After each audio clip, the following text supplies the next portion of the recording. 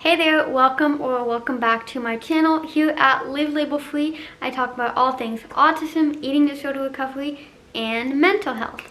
Today, I'm going to be sharing my top 10 autistic traits, and we have a lot to get into, so let's dive right in.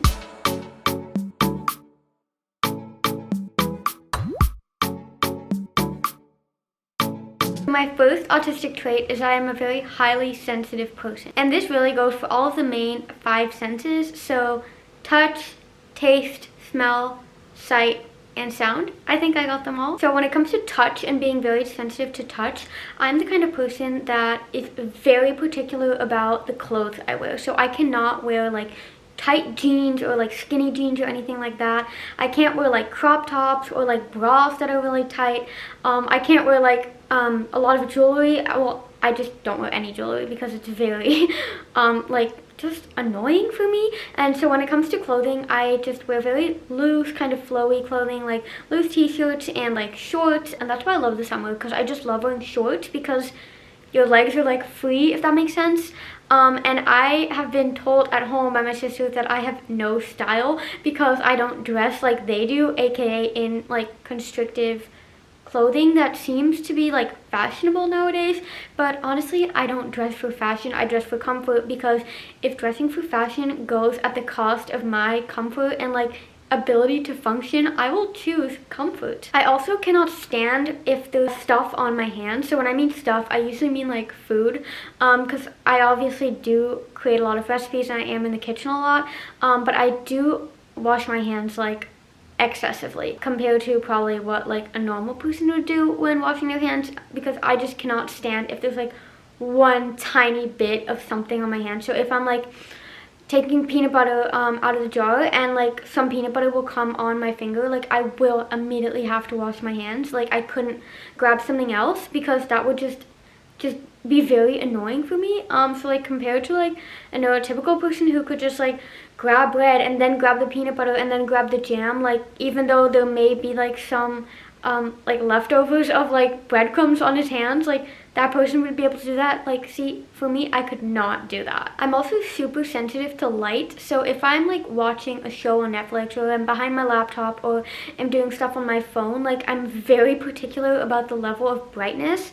Also, when I go outside and it's like sunny weather, I will most likely need to wear my sunglasses, or the brightness will just be too much for me. It's just like way too overstimulating and it can like cause me a lot of anxiety. Then when it comes to sounds, I am super sensitive to sound and often hear things that other people will not hear. So for example, when I was still living at home with my sisters and my mom, if I was like doing work in my room or reading or whatever and I heard like even the slightest sound of music coming from my sister's room upstairs, I just could not concentrate anymore. And since like the whole COVID thing and just lockdown and my whole family being home, it just was too much for me. It was so triggering, and that actually was the reason that kind of for me was like the last drop in the bucket of me finding my own apartment and just having to move out, because my mom's office was like right behind my room, so she would just be in meetings all day and I just could not get anything done, because I would just hear her voice and it would just get me so off track the whole time. And I couldn't sit downstairs because there my sister would be like watching TV or something, which would then be distracting me, and I couldn't go upstairs because my sister would be upstairs playing music. So I just felt really trapped in my own home. And I have to say that living on my own and just being in my own apartment now has just made a world of a difference when it comes to being able to manage my like input, if that makes sense. My high sensitivity also is very prevalent in like the foods I eat and the way I eat foods. And I think that this did contribute a lot to my eating disorder, which I do talk about in this video in how I found out I had autism. And I do believe that my autism was masked for a very long time due to my eating disorder and OCD and kind of comorbid behaviors, which I will touch on in a bit. But I am very particular when it comes to food, and specifically like the temperature and textures of food. When it comes to like food that is supposed to be served like warm or hot, I will need that food to be warm or hot. Like if someone is gonna give me soup and it's like lukewarm, like room temperature, like I just I can probably eat the soup, but I cannot enjoy it because I'll just be so distracted the whole time by like how wrong the temperature is. Or like, that's why I think I love smoothie bowls so much, because like they can only be a bowl if they're like actually ice cold, whereas like a smoothie that you can like drink, I am not like a smoothie drinker, because often that means that the smoothie will be like kind of like not ice cold and kind of like room temperature. I just can't deal with room temperature items that are supposed to be like either hot or either cold.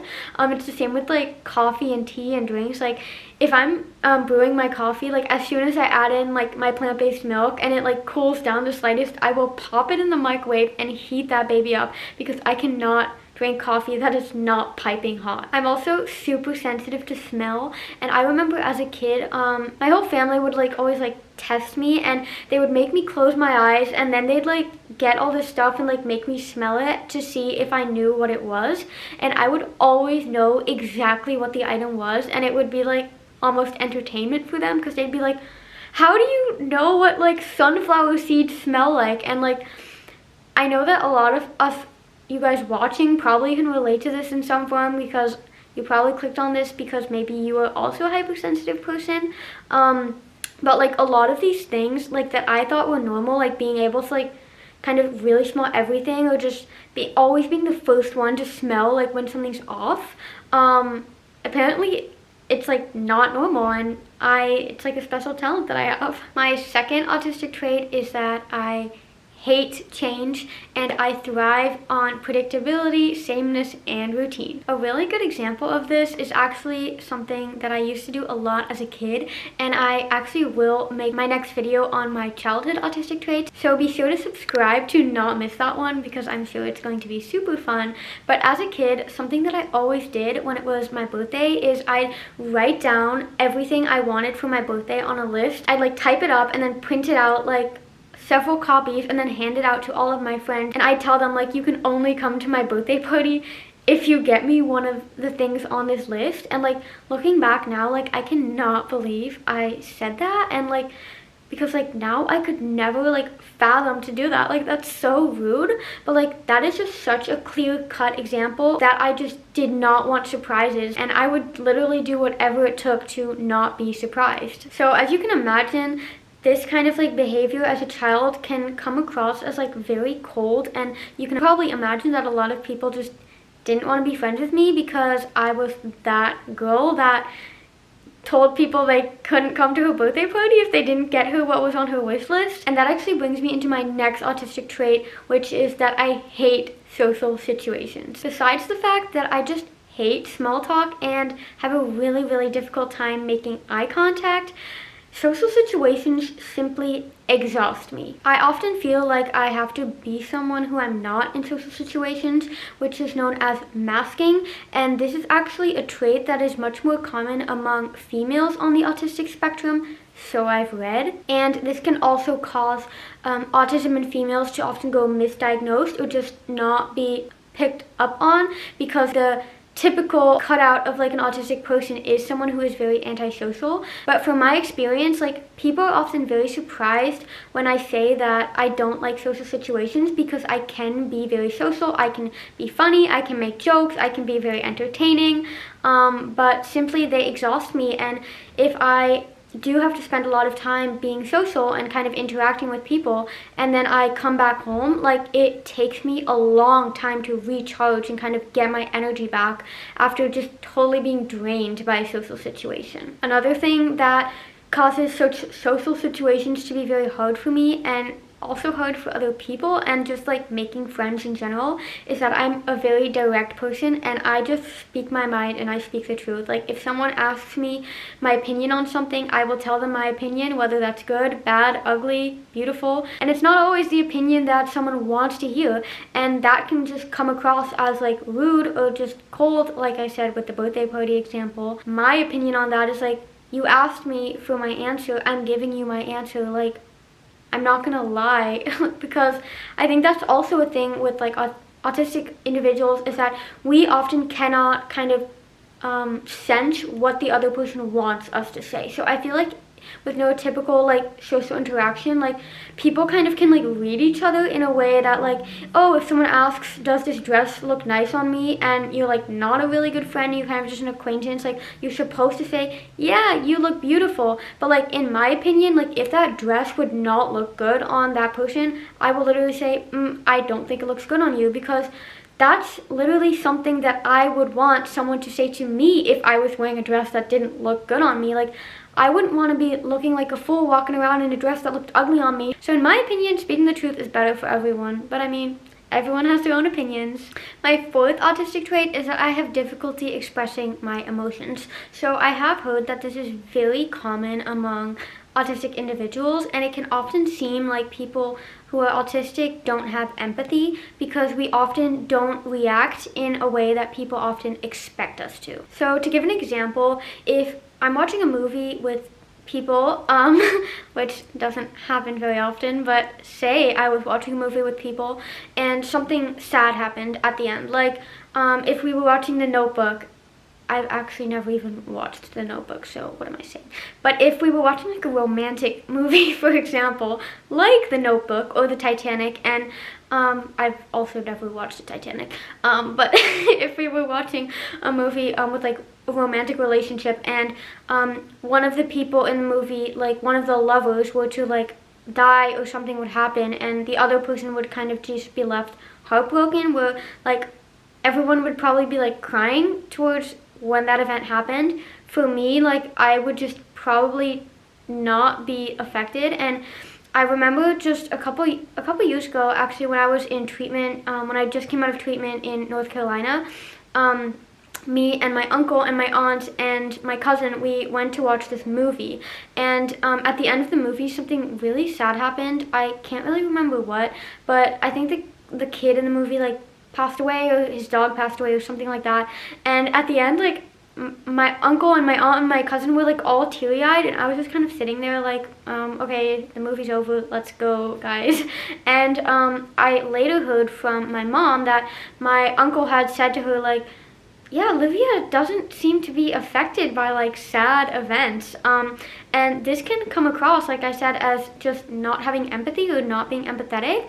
But I think it's actually quite the opposite. So I'm actually a very empathetic person and can often be too empathetic, depending on the situation. So say, for example, in like a movie with like a heartbreak, or someone passing away, like a lover passing away, like a boyfriend or girlfriend passing away, I would not be affected because I have never had my heart broken and I've never been in a serious relationship. So I just cannot empathize with that because I literally cannot place myself in that person's shoes. However, if it was a movie about maybe a pet passing away, so like Marley and Me, for example, that movie, like every time I watch it, I will just be in tears and just be crying my eyes out because I actually know what it feels like to lose a pet. I lost my cat, Kiki, a while back, and still, like, that was seriously one of the saddest life experiences ever. So I can really empathize with people who like lose pets. My fifth autistic trait is that I take things very literally, and I'm a very literal thinker. So it's actually funny because last week when my sister came over for dinner, we started talking about whether or not we could have a dictionary at our final exams. We both have our final exams this year, and for Dutch, so for my final Dutch exam, it's a reading comprehension exam. So you basically have to read all these articles and then prove your like understanding of them and your comprehension of them by answering a series of questions that goes along with each article. Now, on the exam website, it says you are allowed to use a dictionary for all of the written exams. So I read this and I was like, well, this isn't a written exam, it's a reading exam, so that means I can't have a dictionary, which made things a lot more difficult for me, especially with studying, because there's a lot of words that I just don't know in Dutch because I didn't grow up here. I grew up in Boston, as most of you know. So some of the questions contained words that I just did not know, but I was under the impression that you weren't allowed to have a dictionary, so I kind of forced myself to trying to understand the definition of the word based on the context, but that isn't always easy, and I mean, it would be much easier if you just had a dictionary, but I was like, nope, I can't have a dictionary on the exam, so I need to practice doing it without a dictionary. And then my sister last week was saying like, no, Olivia, you are allowed to have a dictionary, and for like 20 minutes we were just having this discussion about whether or not we could have a dictionary. So I asked my teacher, and I was like, so can we not have a dictionary, because I'm really confused. And she was like, no, you can have a dictionary, of course you can have a dictionary, don't forget to bring your dictionary. And I was like, wait, what? But on the website it said that you can only have your dictionary for written exams. And she was like, this is a written exam. Like, all of the exams where you use a pen and paper are written exams. So then the only exam that you can't have a dictionary is like oral exams. And I was like, are you freaking kidding me? And this is just an example that kind of goes to show how I, as an autistic person, can often make situations a lot more difficult and a lot more complicated than they need to be. I was really struggling with trying to find the definition of a word based on the context, and that could just take me so much extra time, as opposed to if I would just have had the dictionary. Me taking things literally also has a lot of impact on me just having a lot of difficulty with understanding sarcasm, because I mean, the definition of sarcasm is just honestly the opposite of literally. So a lot of times when my family or people I know make a sarcastic joke or a sarcastic comment, I will just not understand the joke and I'll take it literally. And then everyone will be laughing and I'll be like, what? This doesn't make sense. And then again, that ties back to the social aspect and just being socially awkward because you can't really understand what other people are saying. My sixth autistic trait is that I'm very detail oriented and really need to have like an overview / plan of like everything before I start doing a task. So I've got to be completely transparent with you guys that creating YouTube videos like this is still really hard for me, because it's a lot of improvisation. Like, I'm telling you about my autistic traits kind of based off of what comes up and kind of how my story flows, but I've got to admit that like I've been procrastinating making this video for like quite a long time now, out of fear that like I won't know exactly what to say, or like that I'll miss a trait or miss an example that goes with the trait. That causes me to just procrastinate a lot of tasks in my day-to-day life. When trying to do everything in as much detail as possible and kind of needing things to be absolutely perfect and like laid out in like a nice neat overview, it can be really hard to actually get things done, because I mean, if you're constantly waiting to be ready and if you're constantly waiting for everything to be perfect and it never will, like, you'll be waiting for the rest of your life. So task initiation and executive functioning is just something that I do struggle with a lot. And my detail orientedness also can cause me to come across as like a very slow person that just can't get things done quickly. So like, to compare this with like a neurotypical person who may get something done very quickly, what often is the case is that they just do less steps, like in less detail. So for example, if we are like reading a book, whereas like a neurotypical person may like skim over parts that like doesn't interest them and just like skip it and then be like, oh yeah, I'm done with the book. Like, I will read every single sentence like word for word, like making sure that I do not miss one tiny detail. And obviously like that will take longer, and then I come across as a slow person. I think the underlying thought behind this like detail orientedness, for me at least, is that everything just needs to make sense for me, and I'm always really afraid that if I miss like one detail, that the entire picture as a whole will not make sense. It's also really funny because another thing that I did as a kid that my mom tells me about is that when I would explain like a movie or an event, I would literally explain like every single part of the movie. Like when I would be explaining like Ariel, I used to be just obsessed with that movie, The Little Mermaid. I would just watch it over and over again, but I'm gonna save that for the next video. But anyways, when I would watch Ariel and something would happen, like I would literally explain like, and then she like swam to the left of the screen, and I would just be so in detail saying everything that I could just be explaining the movie for like hours. And my parents like never really understood this. They just thought it was like something special about me, but turns out that it's very common among other autistics too. So welcome to the club. The last thing I want to mention with this trait is that I hate injustice, whether this be like social injustice, political injustice, or just things being like fair in general. Like, I cannot stand it, because when things are not fair, they don't make sense. And I hope that makes sense. So for example, if like someone steals something from like an old lady, like if a robber like stole some old lady's wallet, like, whereas like I'm sure everyone who would see that would be affected by it, but it can like really bother me for months on end. Like that event can just like traumatize me, and I can just have nightmares about it because I will just be in my head like, it doesn't make sense. Like the woman didn't do anything to him, so why should that robber do anything to her? Like it doesn't make sense, and it can just get me really wrapped up in my own thoughts. Now this need for perfection and just having everything to make sense and just having everything to be like planned out actually lead me to my 7th autistic trait, which is that I have a really hard time making choices. Like I said, I'm a planner, and I can really only start a task once all of the elements are in place. Because new tasks are constantly popping up like